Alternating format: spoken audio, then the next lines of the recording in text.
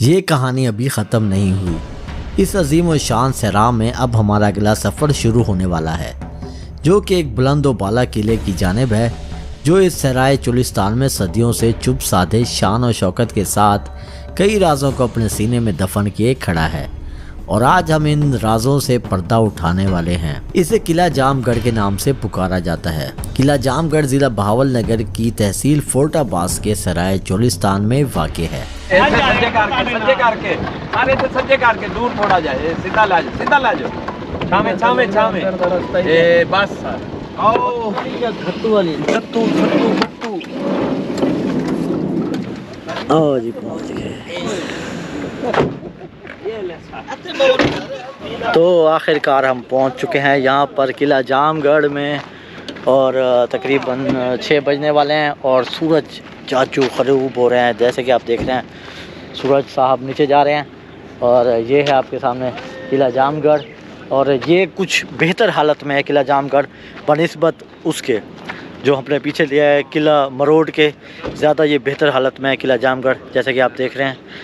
तो मेरे ख्याल से इस पे भी काम नहीं हो रहा, ये भी ऐसे ही टूट फूट का शिकार है, लेकिन उससे बेहतर हालत में फ़िलहाल दिखाई दे रहा है किला जामगढ़।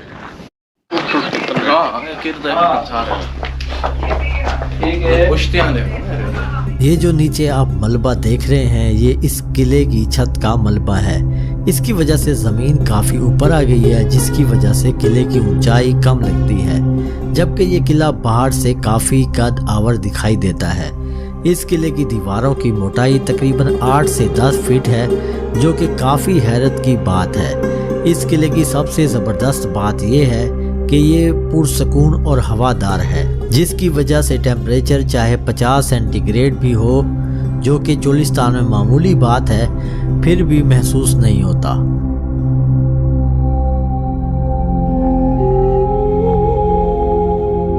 ये किला इस वक्त के राजा जाम खान ने 1788 में तामीर करवाया था। कहते हैं एक दौर था जब किला जामगढ़ में रंगो नूर की महफिलें हुआ करती थीं, जबकि हर हफ्ते कोई न कोई जश्न ज़रूर होता था। लेकिन इस बेरहम वक्त ने किला जामगढ़ की तमाम तर रौनकों को मांद कर दिया।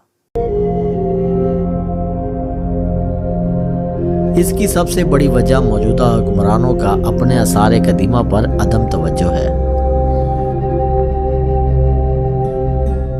सहराए चोलिस्तान में कदीम किले मुल्क भर से सियाहों को अपनी तरफ मुतवज्जा करते हैं, जो इस खित्ते की तहजीबों की तारीख और कहानियों में गहरी दिलचस्पी लेते हैं। ये किला खूबसूरत ईंटों से बना हुआ है और इनमें से बेशतर अब भी अपनी असली हालत में मौजूद हैं।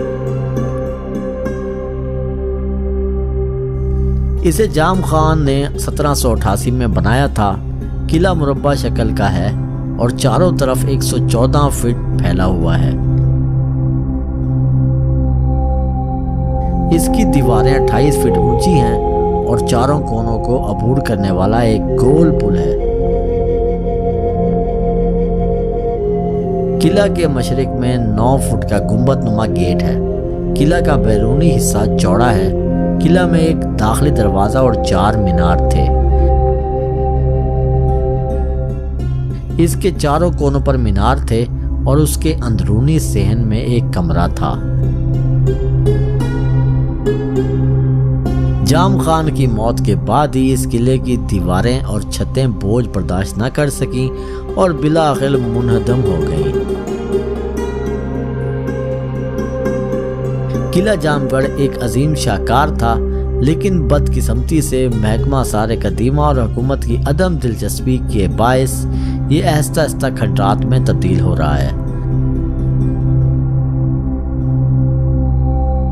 मौजूदा हुकूमत बड़े शहरों में सियाहत को फ़रोग़ दे रही है। इन्हें चोलिस्तान और इसके तारीख़ी किलों को भी फ़रोग़ देना चाहिए। इससे ना सिर्फ इन तारीख़ी विरसे को महफूज रखा जाएगा, बल्कि सियाहत के हवाले से भी बहुत ज़्यादा आमदनी होगी। इसलिए हुकूमत को इन तारीख़ी किलों पर तवज्जो देनी चाहिए।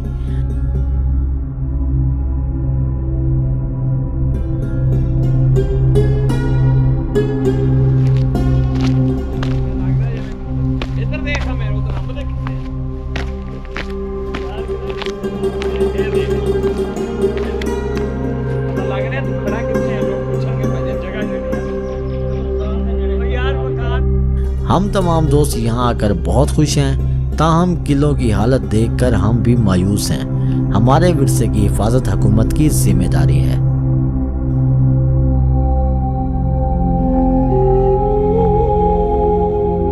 20वीं सदी के आगाज तक किले की हालत मजबूत थी और इस किले में सिवाय दरवाजे के कोई लकड़ी का काम नहीं था।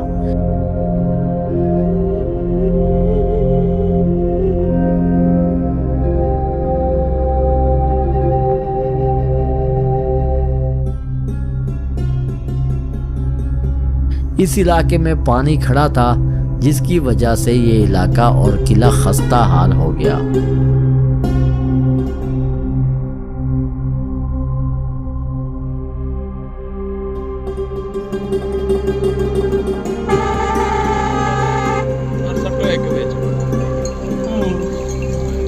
बड़ा प्यारा सीन है।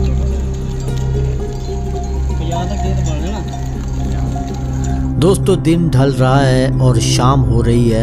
अब हम चोलिस्तान से कूच कर रहे हैं और बहावलपुर की जानिब रवां दवा हैं। चोलिस्तान के सफ़र का ये आखिरी व्लॉग था। इंशाल्लाह अब आपसे एक नई ट्रैवल सीरीज में मुलाकात होगी। तब तक के लिए अल्लाह हाफिज।